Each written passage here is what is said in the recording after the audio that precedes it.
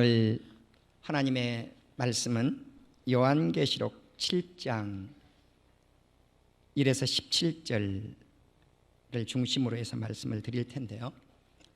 요한계시록 7장 1에서 4절까지 다 읽겠습니다. 2일 후에 내가 네 천사가 땅 네 모퉁이에 선 것을 보니 땅의 사방에 바람을 붙잡아 바람으로 하여금 땅에나 바다에나 각종 나무에 불지 못하게 하더라. 또 봄에 다른 천사가 살아계신 하나님의 인을 가지고 해돋는 데로부터 올라와서 땅과 바다를 해롭게 할 권세를 받은 네 천사를 향하여 큰 소리로 외쳐 이르되 우리가 우리 하나님의 종들의 이마에 인치기까지 땅이나 바다나 나무들을 해하지 말라 하더라. 내가 인침을 받은 자의 수를 들으니 이스라엘 자손의 각 지파 중에서 인침을 받은 자들이 14만 4천이니 9절입니다. 2일 후에 내가 보니 각 나라와 족속과 백성과 방 안에서 아무도 능히 셀 수 없는 큰 무리가 나와 흰옷을 입고 손에 종려가지를 들고 보호자 앞과 어린 양 앞에 서서 큰 소리로 외쳐 이르되 구원하심이 보호자에 앉으신 우리 하나님과 어린 양에게 있도다 하니 16절 17절입니다.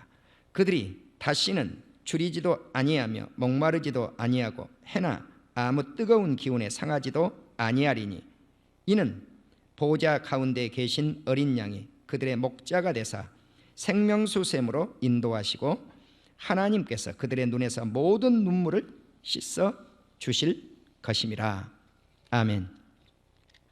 오늘 설교 제목은 14만 4천과 흰옷 입은 자입니다. 한번 따라합시다. 14만 4천과 크게 합니다. 14만 4천과 흰옷 입은 자. 예. 이 말씀은 동일한 무리는 아닐지라도 결과적으로는 같은 부류의 사람들입니다. 그럼 어떤 사람인가? 예수 그리스도를 통해서 구원받은 백성입니다. 오늘 요한계시록 7장은 요한계시록 6장과 요한계시록 8장 사이에 중간에 들어있는 하나님의 말씀입니다. 요한계시록 6장은 첫째 인부터 여섯째 인을 떼는 말씀이 나오고요. 그리고 계시록 7장이 들어있는데 계시록 7장에서 14만 4천이 구원을 받는다는 것입니다.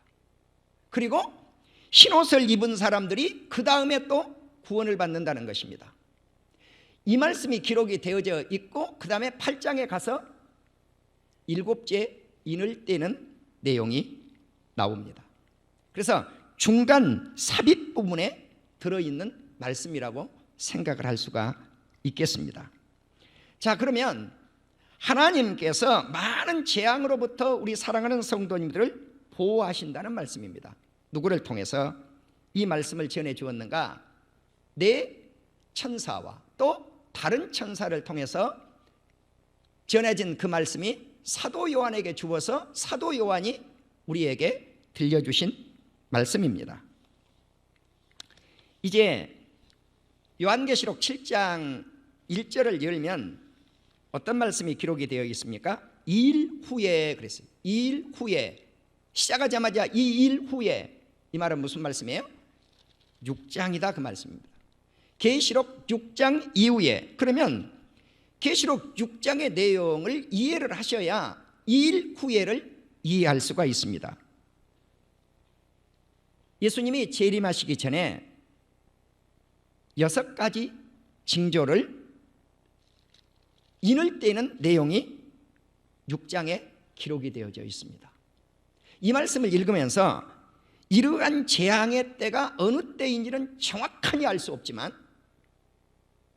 그러나 몇 년 몇 월 며칠인지는 알 수가 없지만 우리가 사는 이 시대가 주님이 말씀하신 이 시대에 가까이 다가오고 있다라고 하는 것은 우리가 알 수가 있어요. 예. 그래서 오늘 이 말씀을 통해서 우리가 사는 이 시대가 어느 시대에 살고 있는지 우리 스스로 느낌을 받아야 될 줄로 믿습니다. 그러면 6가지 징조, 재앙의 6가지 징조가 나타나는데 요한이 인을 떼는데 이 인을 누가 떼는가 보자 했더니 어린 양 예수님이 떼신 거예요. 감춰져 있는 비밀을 누가 열겠는가? 예수님이 여시는 겁니다. 그런데 첫째 인을 떼는데 흰말이 있었어요. 그래서 이 흰말이 멸류관을 받고 승리를 합니다. 이기고 이겼다라고 그래요. 자, 그러면 이겼다. 지난주 제가 우리 성도님들에게 말씀을 드렸어요. 아시아의 7교회, 장점을 가지고 있는 교회와 단점을 가지고 있는 교회가 있는데, 단점을 가지고 있는 교회들에게 예외 없이 하신 말씀이 뭐라고 그랬어요? 회개하라. 회개하라. 따라합시다. 회개하라. 회개하라. 예, 회개해야 산다는 거예요. 회개해야. 예, 회개해야 구원의 반열 속에 들어간다는 거죠. 서머나 교회와 필라델피아 교회는 단점이 없지 않아요. 그냥 회개하라가 안 나와요. 우리 백배 교회가 단점에 속해 있는 교회라고 하면 우리가 회개하면 살게 될 줄로 믿습니다. 아멘. 그래서 회개가 뭔가? 축복의 지름길이라는 거예요. 지난주도 말씀을 드렸지만 회개가 뭔가? 생명길로 가는 지름길이라는 거예요. 우리는 이기는 자, 이 사람이 생명의 멸류관을 받습니다. 그래서 이기는 자가 누구를 정복할 것인가? 세계를 정복해내는 거죠. 그게 첫째 인이에요. 그게. 두 번째 인은 붉은 말을 보았는데 붉은 말이 나왔죠. 근데 이 붉은 말이 나와가지고 화평을 제거해버려요. 평화를 제거하니까 뭐 하겠어요? 싸우고 죽이는 것이죠. 예, 서로 죽이고 큰 칼을 받았다. 전쟁입니다. 그러니까 종말의 인을 떼는데 종말의 때가 되면 무엇이 일어날 것인가? 전쟁이 일어난다. 전쟁이 일어난다는. 셋째 인을 떼니까 이번에 무슨 말이 나오는가? 검은 말이 나와요. 그런데 이 검은 말이 나왔는데 그 검은 말에는 손에 뭐를 들고 있었는가? 저울을 가졌다. 저울이 뭐예요? 다는 거죠. 무게를 다는 거죠. 그런데 한 데나리온에 밀 한 대를 하고 또 한 데나리온에 보리 석 대를 한다는 거죠. 그러니까 밀값이 조금 비싸고 보리값은 조금 싸다 라고 하는 걸 알 수가 있어요. 오늘날도 마찬가지예요. 쌀값이 제일 비싸고요. 우리나라도 보면 그 다음에 밀값, 그 다음에 보리값 그래요. 그러니까 성경에 쓰여져 있는 대로 오늘날도 그 값이 같아요. 그럼 이 한 데나리온 노동자들의 하루 일당이죠. 하루를 벌어가지고 밀 한 대를 사고 하루를 벌어가지고 보리 석 대를 사요. 여러분 살만한 시대입니까? 아니죠. IMF라고 말입니다. IMF. 예. 여러분 우리가 IMF 온다 그러면 뭐예요? 어려움이 왔다는 거예요. 불황이 왔다는 거 아니에요? 기근이 온 거 아니에요? 예? 넷째 인을 떼는데 청황생 말이 나왔어요. 탄자의 이름은 사망이라 음부의 뒤를 따른다 그랬어요. 땅 4분의 1의 권세를 얻어가지고 칼 그리고 흉년 그리고 사망 땅의 짐승들을 죽였다 그래요. 우리말 성경하고 이 킹제임스 버전 성경 보면 사망이라고 나와요. 근데 다른 영어 성경들을 이렇게 보니까 뭐라고 나오냐면 온역이라고 나옵니다. 역병, 전염병이라고 나와요. 이 사망을. 다섯째 인을 뗐어요. 하나님의 말씀과 복음을 증거하기 위해서 무엇을 당했는가? 순교를 당한 거예요. 순교. 자, 이번에는 어떤 세상의 재앙의 그런 모습을 보여준 게 아니고 예수님의 복음 때문에 말씀을 전하다가 순교를 당했단 말입니다. 이제 이렇게 질문을 합니다. 땅에 거하는 자들을 심판하여 우리 피를 갚아주시는데 어느 때까지 참고 기다리시겠느냐고. 그러니까 주님이 답을 해줬어요. 뭐라고 답을 해주셨느냐가 순교자의 수가 차기까지 잠시 쉬어라. 예수 그리스도를 위해서 순교자가 찰 때까지 주님은 지금 기다리고 계시는 중이에요. 자, 마지막 7째 인은 아닐지라도 6절까지는 6째 인이니까 6째 인까지만 말씀을 올릴게요. 이 6째 인이 떼고 보니까 큰 지진이 일어났어요. 그리고 해가 검어지고 달은 온통 피같이 되고 별이 땅으로 떨어져 버리고 하늘은 두루마리가 말리는 것처럼 슉 말려버려요. 산하고 섬은 온데간데 없이 옮겨져 버렸어요. 그러니까 땅의 임금님들, 왕족들, 장군들, 부자들, 강한 자들, 여러분 이들을 보십시오. 있는 자들입니다. 어디로 피신을 해요? 굴과 바위로 숨습니다. 자, 그러면 부자들하고 지위 높은 사람들만 산 높은 곳으로 피신을 갔단 말입니다. 그러면 다른 사람들은 안 따라가겠습니까? 여기 보니까 모든 종과 자유인들도 산으로 올라가고 굴을 찾았다는 거예요. 자, 바로 이러한 진노의 날이 일어날 이후에 그랬습니다. 그리고 이제 7장 1절 그 다음에 말씀을 보면 네 천사가 땅 네 모퉁이에서 선 것을 보니 땅 사방의 바람을 붙잡아 가지고 재앙을 일으키지 못하게 막았다 그랬어요. 자, 지금 재앙들이 일어났죠. 6장에서 재앙들이 일어났는데 재앙을 더 이상 일어나지 못하도록 천사가 땅 네 모퉁이에서 사방의 바람을 꽉 붙잡아 버렸다는 거예요.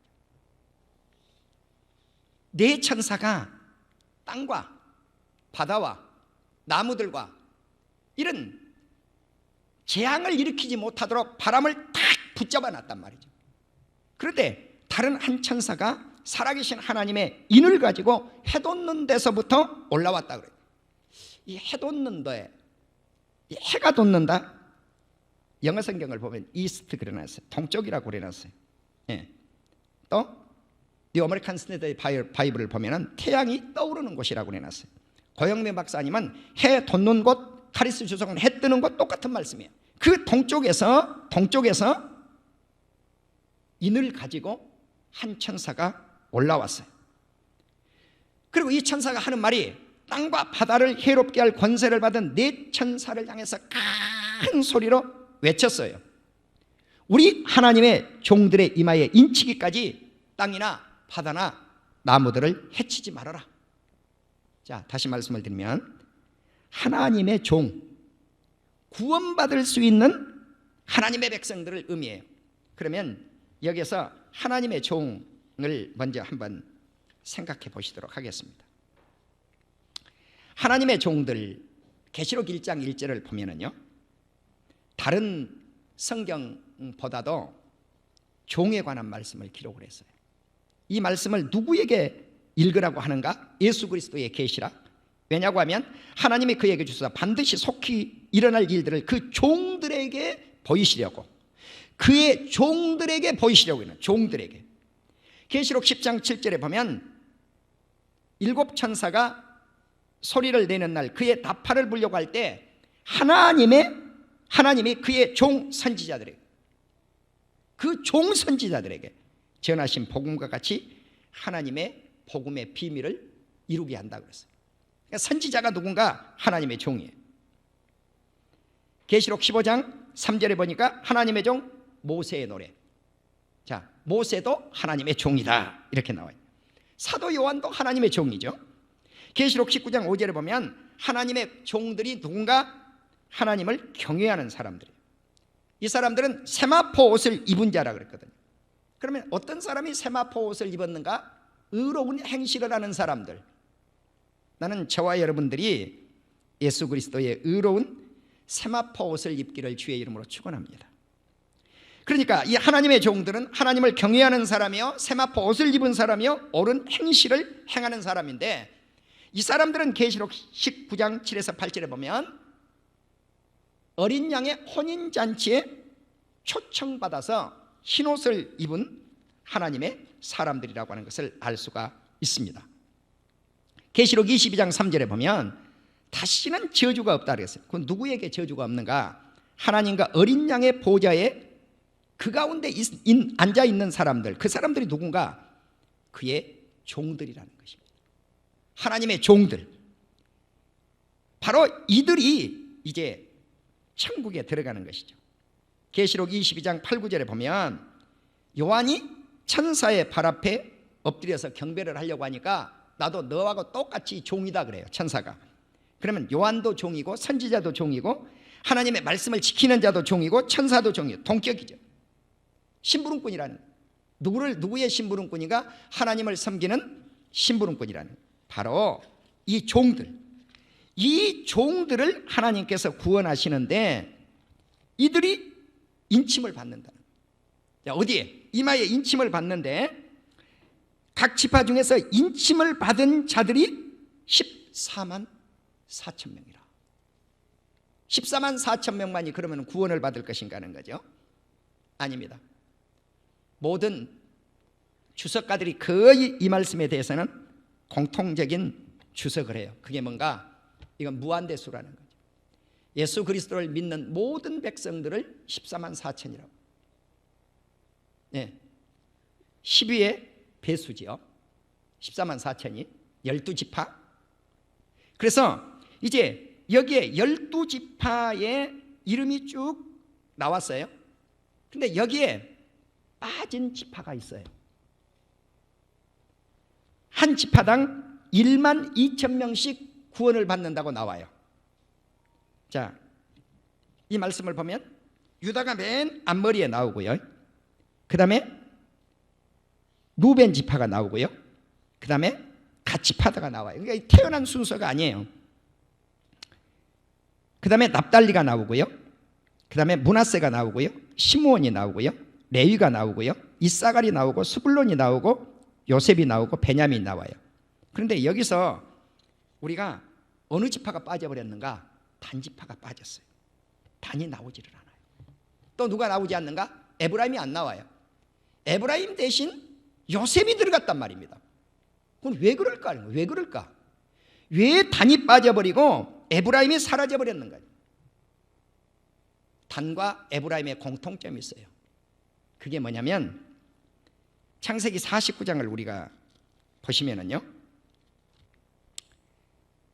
야곱이 12지파를 저주하고 축복할 때, 흔히 그 말씀을 축복할 때 그러죠. 아니에요.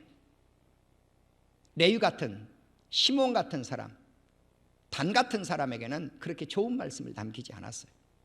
자, 그러나 단에게 희망이 있는 말씀을 주었죠. 우리 성도님들 다 같이 창세기 49장을 한번 펼쳐보십시오. 16절이죠. 단은 이스라엘의 한 지파같이 그의 백성을 심판하리로다. 자, 심판자로서의 단이 나오고 17절에 단은 길섭의 뱀이요, 길섭이라고 하는 길가입니다. 길가의 뱀이요 셋길의 독사로다. 자, 단은 뱀이고 독사다 그랬어요. 사단이라고 이렇게 이야기를 합니다. 말굽을 물어서 그 탄자를 뒤로 떨어지게 하리로다. 자, 말 탄 사람을 뒤로 떨어지게 하는 자라는 거예요. 자, 그런데 단의 희망은 여기까지라면 희망이 없어요. 그런데 다행히 창세기 49장 18절에 단도 희망 있는 말씀이 들어있어요. 여호와여, 나는 주의 구원을 기다리나이다. 아멘. 사단적 요소를 지니고 있는 단이지만 하나님의 구원을 기다리겠다는 거예요. 여러분, 죄인도 구원받을 수 있는 길이 있습니다. 누구를 통해서 구원받을 수 있을 것인가? 십자가 지신 예수님을 통해서 구원받을 수가 있습니다. 우리는 호세아 4장 17절과 호세아 5장 3절과 4절을 보면 에브라임이 무엇을 했는가? 우상과 연합을 했어요. 음행으로 더러워졌고 그 마음속에는 하나님을 알지 못한다고 했어요. 그래서 에브라임이 빠져버린 그 자리에 누가 들어갔는가? 요셉이 들어갑니다. 여러분, 우리가 야곱이 요셉을 불러가지고 요셉의 두 아들을 축복을 내릴 때 요셉에게 이렇게 이야기합니다. 네 두 아들은 내 것이다 그럽니다. 야곱이 네 두 아들은 내 것이다 그래요. 그러니까 에브라임과 므낫세는 그때부터 야곱의 12지파에 소속된 자녀들이 됩니다. 그런데 구원받은 14만 4천 수의 에브라임이 빠져버린 거예요. 왜 빠져버렸다고요? 우상을 섬겼단 말입니다. 그래서 대신 요셉이 들어간 거예요. 요셉은 12지파 사람이 아니에요. 그 자식들에게 12지파가 들어갔고 빠져버린 거예요. 그럼 이 말씀이 무슨 의미를 지니고 있는가? 이방인이라는 뜻입니다. 할렐루야. 이방족이 들어간 거예요. 이방인. 14만 4천 속에는 이스라엘의 12지파 백성들만이 구원을 받는 것이 아니라 이방족도 구원을 받는다 라고 하는 말씀, 희망의 메시지가 들어있다는 사실입니다. 자, 유태인들은 자기들만이 선택받은 족속이라고 굉장히 우월감을 갖죠. 그러나 아니요. 그들과 똑같이 예수 그리스도를 믿으면 이방 백성들도 구원의 반열 속에 들어가서 14만 4천 속에 들어가는 놀라운 선택받은 하나님의 백성들이 될 줄로 믿습니다. 자, 이 말씀 다음에 9절에 가면, 오늘 본문 9절에 가면 2일 후에 그랬거든요. 14만 4천을 구원시켜낸 후에 그 말이에요. 그러니까 이제 9절에 나온 신혼 입은 사람은 14만 4천이 구원을 받을 때 동시에 구원받은 사람은 아니라고 할지라도 결과적으로는 동일한 의미를 지니고 있다는 거죠. 각 나라의 족속과, 여기 족속이라고 하는 말씀이 나옵니다. 그 다음에 백성, 그리고 방언, 랭귀지, 언어죠.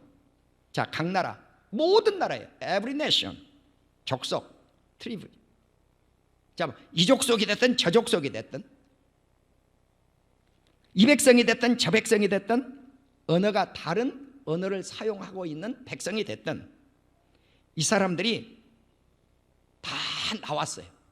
세상의 모든 사람들이, 이 사람들이. 그런데 이 무리를 보니까 사람들이 감히 셀 수도 없어요. 자, 그러면 구원받는 수가 꼭 14만 4천만 한정되는가 아니라고 하는 것을 뒷받침하고 있는 말씀이에요. 구원받는 수는 헤아릴 수 없는 수인 것을 믿는 우리 성도님들이 되시기를 주의 이름으로 축원합니다. 그러니까 뭐 대한민국 백성이 됐건, 우리가 미워하는 일본 백성이 됐건, 중국 백성이 됐건, 러시아 백성이 됐건, 미국 백성이 됐건, 아프리카 백성이 됐건, 어떤 백성이 됐든지 셀 수 없는 큰 무리가 예수 그리스도를 힘입기만 하면은 구원의 반열 속에 들어간다는 거예요. 그러면 그리스도의 옷을 입었다는 거예요. 이 사람들이 흰옷을 입었어요. 흰옷을. 그리고 그들의 손에 종려가지를 들었어요. 이 사람들이 어린 양 예수 그리스도 앞에 탁 섰어요. 우리 목사님, 다시 한번 우리 보좌 앞에 찬양 한번 띄워 주십시오. 바로 그들이 흰옷을 입고 손에 종려가지를 들고 어린 양 앞에 서서 찬양의 소리를 읊었는데, 그것이 구원하심이 보좌에 앉으신 우리 하나님과 어린 양께 있도다고 하는 찬양이에요. 구원하심이 보좌에 앉으신 우리 하나님과 어린 양 예수님께 있는 줄로 믿습니다. 그러니까 이 모든 흰옷 입은 사람들이 나와서 누구를 찬양했는가? 우리 아버지 하나님을 찬양합니다.